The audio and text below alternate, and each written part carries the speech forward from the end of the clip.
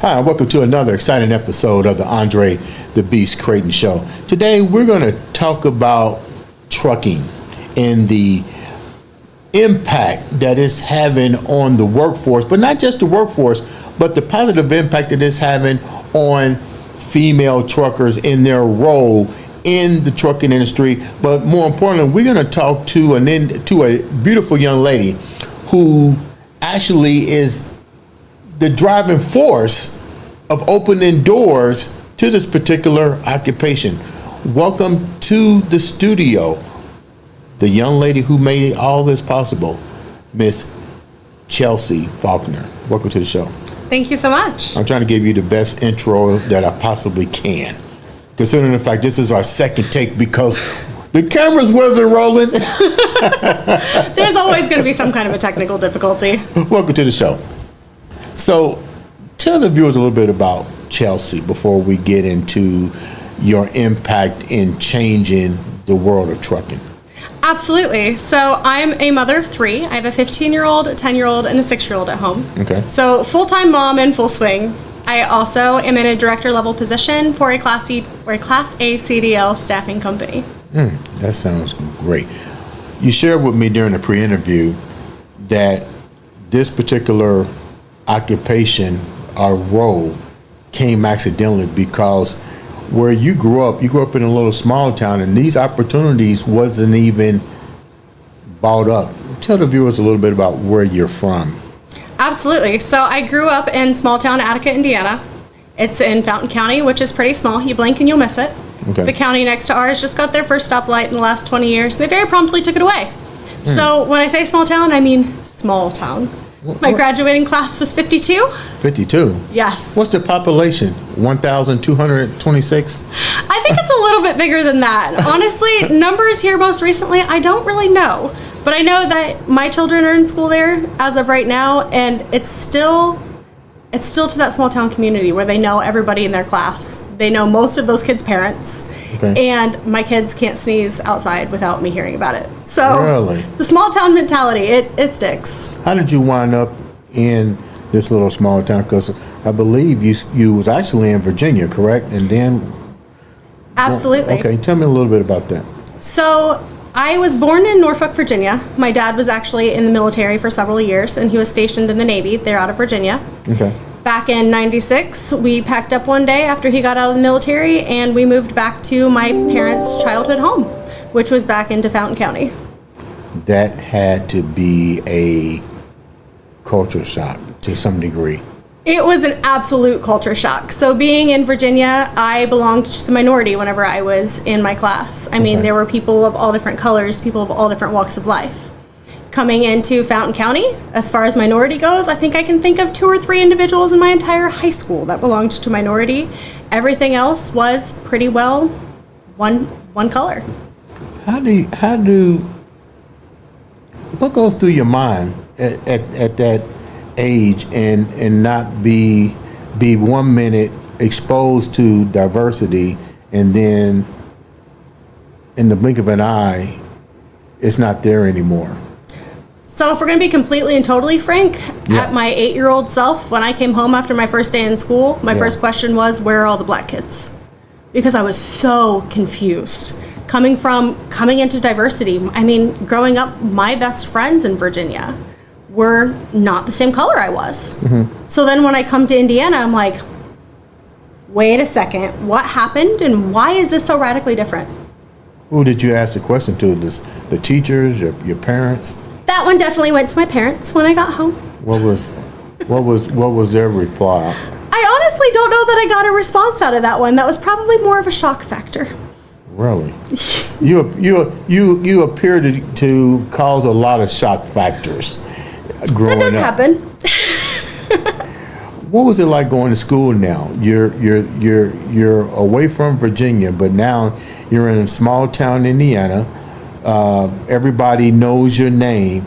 How do you prepare your life at this moment?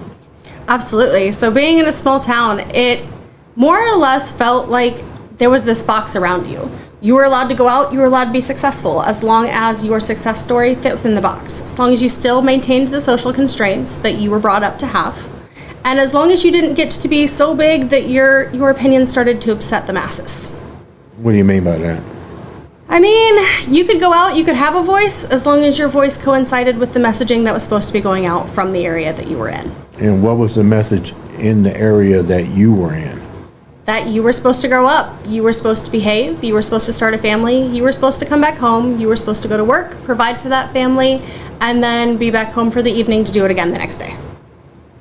You saw this repetitively. When did the light bulbs click in your head saying, this isn't going to be me? Because I already, by sitting here talking to you, I knew that was probably going off by the age of 6 or 7 years old. When did it start to click that you was like, you didn't want this to be you? And how exposed were you to this type of behavior? Yeah, okay. So whenever I was growing up, my parents both had jobs that they worked, and they pretty consistently stayed within the same kind of fields the entire time I was growing up. Mm-hmm. My mom always worked in an office setting from the time that she went back to work when I was probably in my early teens. And she always worked in bookkeeping and accounting. She had a 9 to 5. She went into work. She did her job. She came home. Mm. My dad was always in a factory setting. He went to work. He did what he did in order to pay the bills. He came home. He rested up for the next day, and away he went to do the same thing over again. So I saw that repetitively growing up. Mm. And I knew that as I was coming up myself, that my expectation was going to be that I was going to need to provide.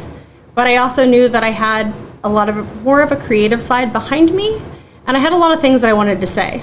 Obviously, I'm sitting here. I'm still using my words in some pretty great ways. Yeah. And I've always been that person that I've wanted to share my message with the world.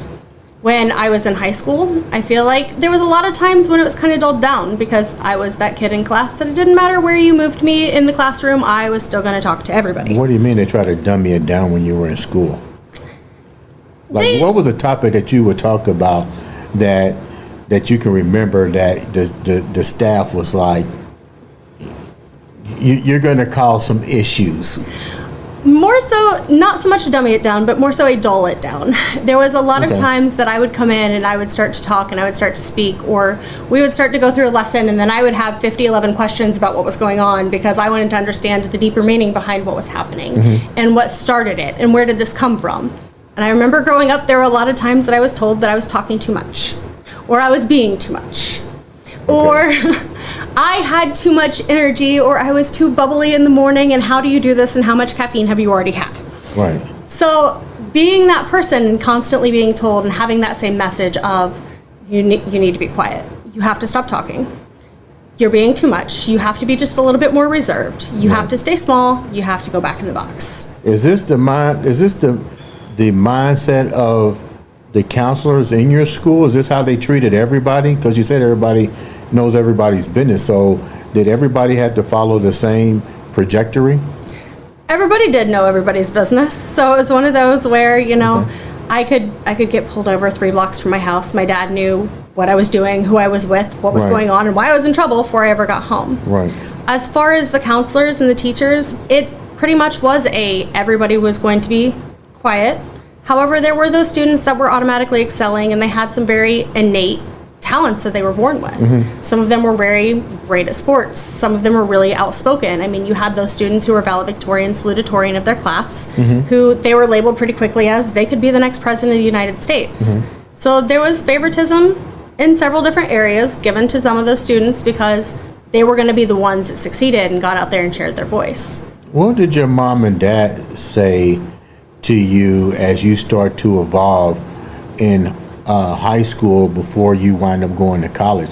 Did they have any input? Did you share your dreams, your goals, your ambitions with them? Because you said that everybody pretty much followed the road of least resistance, so to speak, but you're not a part of that road less traveled, least less traveled. How was they accepting your dreams and goals and aspirations?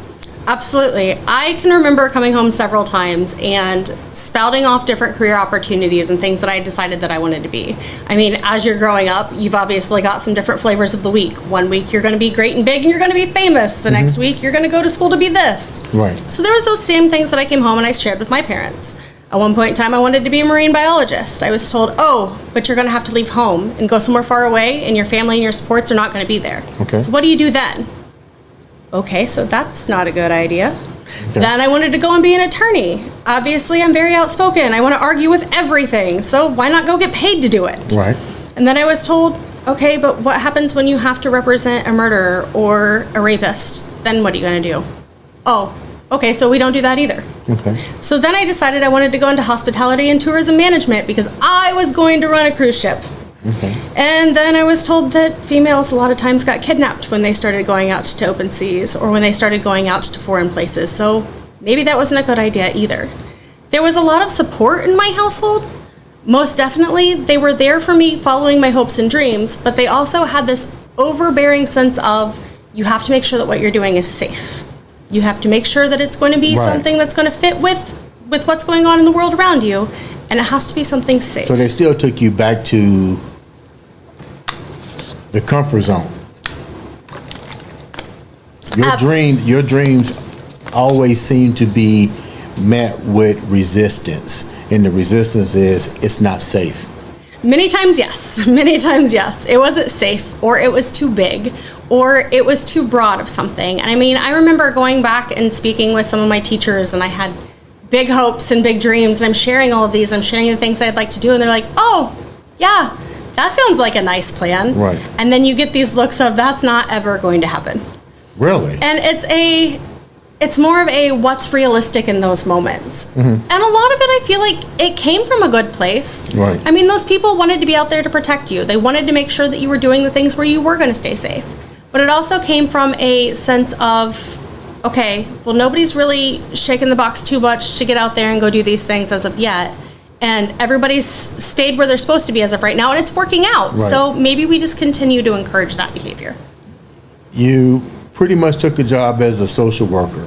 Was it to stay in the safe zone, to start a family, to get married? And if that was, why? So when social working kind of happened by accident too. A lot of my jobs kind of just happened by accident because of who I was and who I knew. Okay. So There's nothing wrong with that. The world revolves about who you know. Okay. Absolutely. And I'm fairly decent at making those connections, and they just kind of keep opening doors. Okay. But when I first came out of college, I came into a role where I was working in staffing or in the staffing industry. Very much so for the light industrial staffing industry. So your forklift drivers, your welders, your light industrial workers who are doing just general labor things with some of these different factories. And I was the person that would go and find the people to fill those roles. Following that, when I left that job, I was just kind of fishing out the market trying to figure out what I wanted to do. And one of my friends looks at me and she goes, listen, I think you have the perfect personality to work as a social worker. And I want to open the door for you to look into a career with DCS. So not only was it a social work career, it was one of those that, one, not a lot of people looked upon favorably, because when you're working in child services, that's something that when you show up at somebody's door, they're never happy. They don't want to see you. Really? Not only that, the part that I worked in DCS was that I was an assessment worker. So I was that person that was knocking on those doors, sometimes at 3 a.m., sometimes after the cops had already been to your house. And I was that person that was then presented with, okay, now we get to talk about the hard things. We get to have all these hard conversations, and we get to see what we need to do in order to fix the situation to make it safe again. So when you ask if it's something that I did to follow the status quo, absolutely not. When I came home and when I started talking to my parents back in my hometown and saying, listen, this is what I think I'm doing, the look in their eyes was not one of excitement, because that is a dangerous career. That's something that you're going out and you're going into the world, and some of these people are not excited with you at all. Right. And they would wish you harm because you're coming in and you're messing with their family makeup, and you're at some points in times taking their kids. Were you happy with that job, so to speak? I mean, you are making a difference. You are trying to reevaluate the situation. I get it, how people view it, but I'm pretty sure you took the job knowing or thinking that you was going to make a change, correct? I did. And in a lot of cases, I did make a change. And Okay. a lot of cases, there were instances in which, even if it wasn't something that I brought change to the family's life overall, to where they could be reunited, Right. at least at the end of the day, I made a change in the safety level of those children. Do you feel that as you were sharing this joy of a job and the responsibilities that came along with it, how did it make you feel that every time you would come up with something like that, you was always met with the resistance of, is it safe? It's almost like they're not letting you grow up to experience the world, so to speak. I could be wrong. I'm just asking. No, there were a lot of times that it was discouraging. And again, looking back at it, I know they were coming from a good place with it. I understand that there were some things out there that I could have done that would have been not safe. There are some career choices that I've made right now that were not safe. I've taken a lot of stabs in the dark, and I've jumped on a lot of things that were kind of in blind faith because I felt a passion for what I was doing, and I thought that I was going on the right trajectory. But there was also a lot of unknown on the other side of that. I mean, what happens if you make a huge career change, you sink all of your coins into it, and then it just completely fails? You have children. Yeah. Let me rephrase this. You have 3 children. You're going through all these different transitions and trying to figure out what makes you happy. Let's call it what it is, what makes you happy.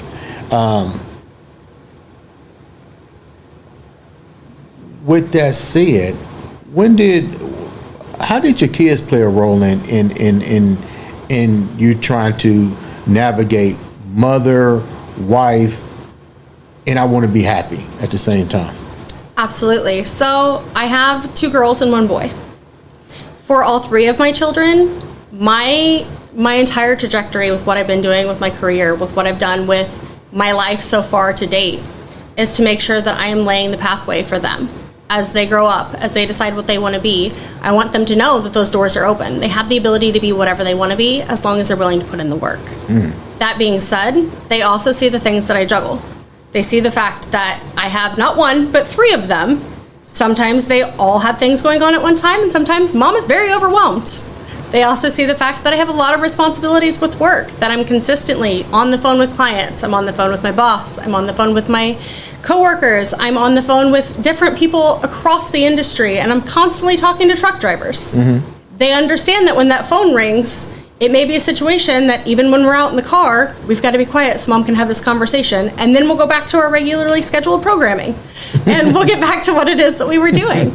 So they're seeing the ability that you can be multifaceted, and you have the ability to multitask and do these things if it's what you're really passionate about. Speaking of truck driving, all of these things that you've gone through only made you stronger for the bigger role in your life, which is what you're doing now. Tell the viewers how that door opened up and what you're doing to make an impact in that particular room. Absolutely. So, again, you remember the conversation we were having about accidentally finding jobs? Yeah. This was another one. So, Who opened the door this time? yes. So one of my coworkers at my first job out of college, the one where I was staffing for light industrial, he was working in the transportation department of that same company, and we got to know each other through that field. He would come into the office maybe once or twice a month. We'd kind of, for lack of a better word, shoot the shit back and forth about what was going on within his side of the industry and my side of the industry. We could see each other in the workplace as far as how we engaged with what was going on with clients and what was going on. And at the end of the day, we part our separate ways. So he's one of those people that I felt like he was a friend in the workplace, but I never really thought a lot of it once I left the workplace. We were friends on Facebook, but aside from that, we kind of went our separate ways. Q2, while I'm working in social work, he reaches out to me one day through social media and says, "Hey, I just started this company. This is what we're doing, and I want you to be a part of it. I need you on my team." I said, "Hey, that's great. I'm pregnant and I need insurance." Oh. So at that point in time, that wasn't something that they were able to offer. So that door closed for a time being. Right. I continue on my social work career. I have my third child. At that point in time, I decided that I need to be a stay-at-home mom because daycare is crazy expensive. Right. I start a blog while I'm at home so I don't lose all of my hair pulling it out because I'm going crazy without adult interaction. Travel with the blog for a few years with the kids. About the time that my youngest turns 3, I want to say it was 3.5, 4, right around that area. I wake up one day and I'm like, you know what? I love my kids dearly. I do. But if I don't start talking to more adults on a regular basis, I am going to go nuts. Okay. So at that point, I reach back out to him and I say, hey, you remember a couple of years ago when you said something about me coming to work for your company? He's like, are you ready? Really? It's like, yeah. He's like, when can we have coffee? So we go meet for coffee and the rest is kind of written itself. What did he want you to do? This is a new company. You guys shared views, not so much views about starting the company. You was talking about issues in the workforce on both sides that you guys see. Little did you know he was going to take those concerns and turn them into an occupation for you. When he brought it to you, what did he tell you that you will actually be doing? Absolutely. So when we started talking initially, he had these grand plans that he was more or less going to make me his right hand. Cue to today, he pretty well has. Okay. I came into this industry knowing absolutely nothing about trucking. I always say that when you come into the logistics industry, either you come into it because your family has been here before, you know somebody that's been in it, and you see that opportunity for yourself, or you end up here by accident, and you know nothing of it when you come in. Right. I was obviously the latter. I come in, I don't know anything about trucks other than they're big, scary, and can flatten my car. Okay. So we come in with that mentality. I start working underneath him, and he starts teaching me the things that he knows about the field. He said, you know, I need somebody to be able to come in, to help, to grow the business. I know that you have the personality to do it. I know that you have the drive behind it. He starts talking to me a little bit about what the passion is that set the company up. At this point in time, the company's already been around for, I want to say 4.5, 5 years where they're sitting, but they have a huge amount of growth potential. So when he comes in, we start having these conversations. We hit the ground running.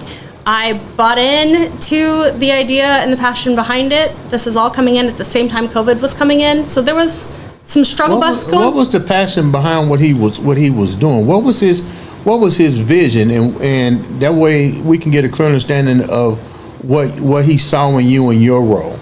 So what was his ambition, and what, you know, he's been up for 5 years. What was his goal here? Absolutely. So when he started the company, he saw a need, him and his cousin both actually, they both worked in logistics prior to this. They both saw the need for there to be a better connection between drivers and the companies that they work for. Okay. Because of the fact, especially in the staffing world, where you come from, a lot of the places where people have just traditionally looked at the bottom dollar. They look at the profitability. They say, oh, we have 20 openings. There's 20 drivers. Do they match? We don't know, but we're going to go ahead and put them in here so that we can get that paycheck. They see this happening across the industry. They see all of these square pegs being forced into round holes. These drivers aren't staying. They're not happy. They're leaving. They're upset with the fact that they feel like they were misled. And then these companies are going, well, why did you send me all of these people and none of them worked? So it's affecting everybody's bottom dollar at the end of the day. Right. They're looking at things going, there's got to be a better way to have these conversations. We've got to be able to relate to people on a way that is sympathetic, empathetic to what they're looking for, and where they feel like their voices are being heard. So we start having these conversations with drivers. We start having these conversations with clients, finding out exactly what they're looking for, what's working, what's not working. For the drivers, finding out exactly what their needs are. I mean, these are everyday people. What were 3 of the drivers' needs that you guys felt needed to be addressed first? Yeah, so when you're speaking to a typical truck driver, there's a lot of different things that are going through their heads as to what they're looking at for a career. One, you've got some drivers that have the ability to get out on the road for weeks on end because they've got the family makeup behind them. Maybe they've got a stay-at-home parent that's allowing them to be out for that amount of time. Maybe they don't have anybody at home, so they're completely happy living on the road. Then you've got these truck drivers who need to be home every day. They have family commitments that are there. Their kids are going to their school activities. They don't want to be missing on that. Right. So they're needing those schedules that are more home daily. You need to start accounting for some of that. You have to start accounting for the fact that some of these jobs are more physical than others. Okay. So you've got the truck drivers who go out and they hook to the trailer. They pull the trailer from one destination to the next. They drop the trailer, pick the next one up. They don't ever touch the freight that's on that. You've got other drivers who they're going to pick up the trailer. They have to back that trailer to the dock, load everything onto the trailer, take it to the next place they're going to, unload everything from that trailer, reload it with what's next, and off they go. So the physicalities there are completely different. You can't always put a driver who's, ready to be able to lift 50 pounds at a time into a truck where they're not lifting anything, because then they're not happy with life because they've lost all of the physicality in it. In the same way, you can't take a driver that's not ready to be lifting 50 pounds repetitively, put them into those positions where they're touching all that freight, because one, they're not going to be happy with what they're doing. They're going to be miserable because they're going to hurt every day. And two, you're going to end up getting somebody hurt. So you've got to start connecting those dots. Where does your role come in? Now, they saw something in you, whether it was the energetic personality, what did they see in you, and what was your role now with this company? So speaking to what they saw in me, I can't tell you honestly, other than they saw somebody who was loud, boisterous, and didn't have the ability to keep her opinions to herself. On the other side of things, I do know that within the role, what I've been able to bring to the company is, one, the ability to listen to those drivers as they're coming in. Okay. For several years, I was the last person in the step two before they were submitted on to clients, that I was the one having those conversations with them, making sure that our team had done everything that they needed to make sure that this was a good fit for the driver. Your TV's just went off. No, it's fine.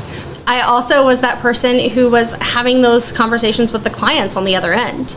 I've developed some really good relationships with my clients. One of them has become one of my best friends, just because I have that innate ability to get out and start talking to people and become, really friendly with them and the things that they're saying, because I sit down and I listen to people.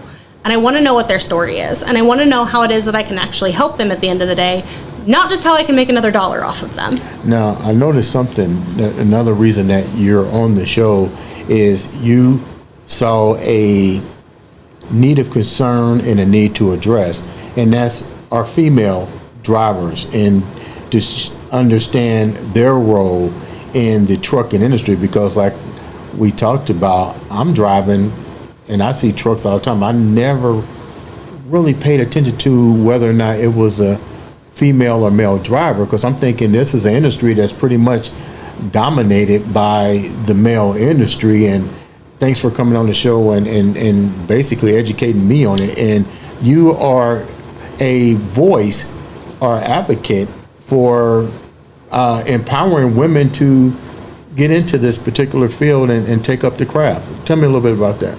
Absolutely. So, one, there are a lot more females in the trucking industry than what you'd be led to be. There are a lot more females in the trucking industry than what you would be led to believe. Okay. So, especially here within the last couple of years, you've seen the female presence within the industry start to really boom. Because girls out there are realizing, there's more than just the office jobs. There's more than just the factory jobs. There's some different sectors that we can get into that can be really lucrative. I mean, we can jump behind the wheel of a truck and make $1,800 a week. Why are we not doing this? So it's an 18-wheeler. True story. There's reasons that I don't drive those 18-wheelers, and those probably relate more so to, not having anger on the road. But for those females that can get out there and do it, they get out there and they do it like a boss. And so you're starting to see more of those women that are transitioning into those roles.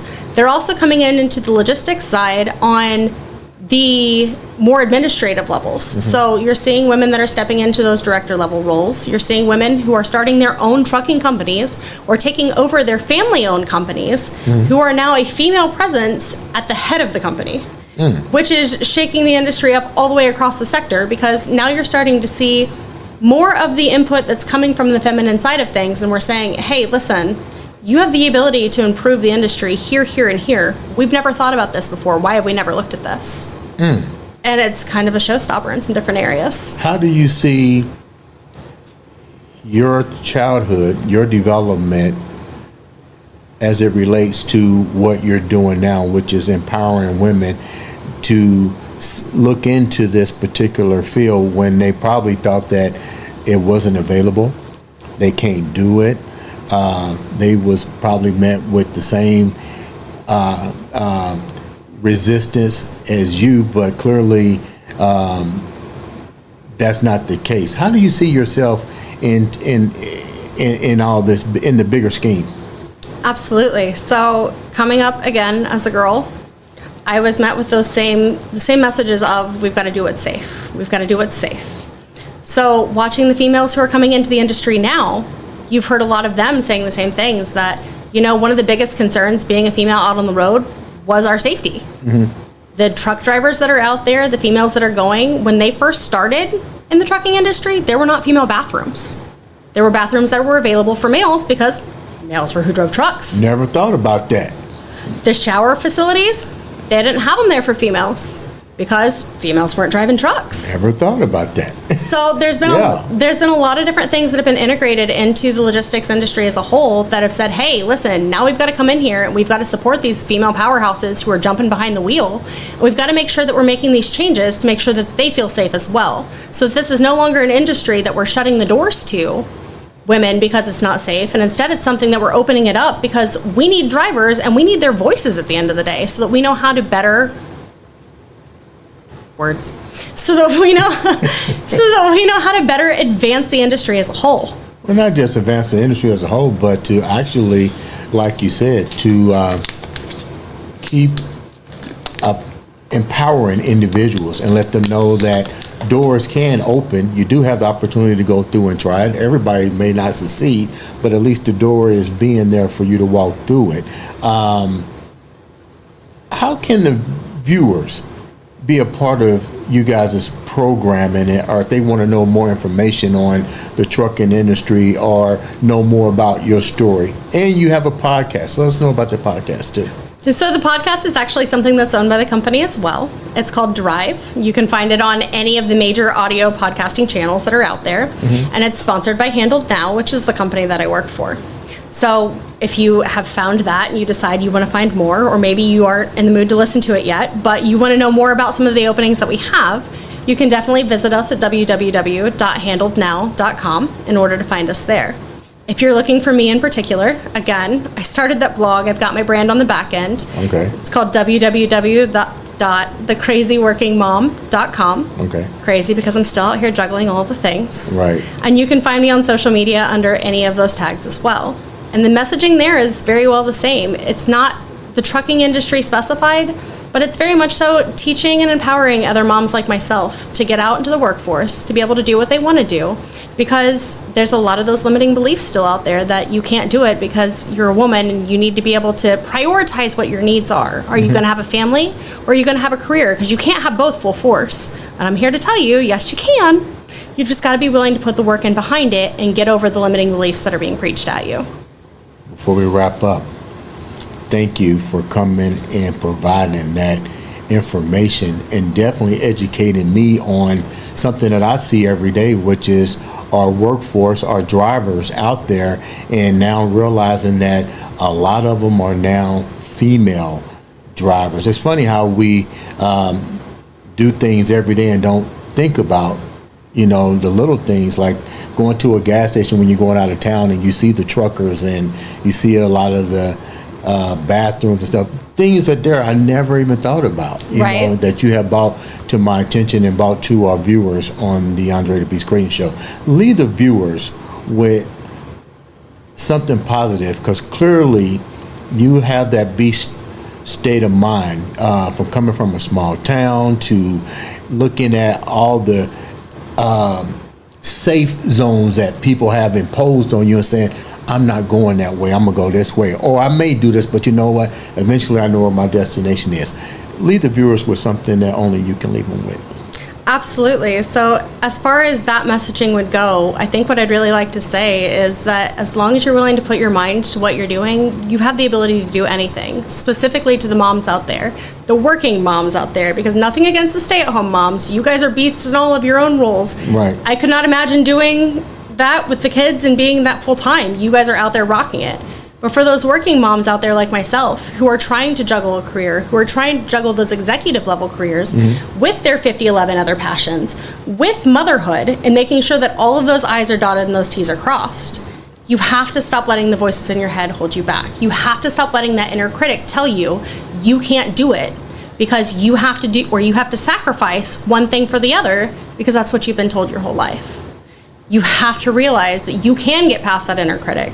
You can rewrite the stories that are in your head, and you can get out there and beast through all of it, and sparkles if that's what you so choose, because you have the ability to show up for yourself and be your truest and most authentic self. Ladies and gentlemen, this has been another exciting episode of the Andre the Beast Crayton Show.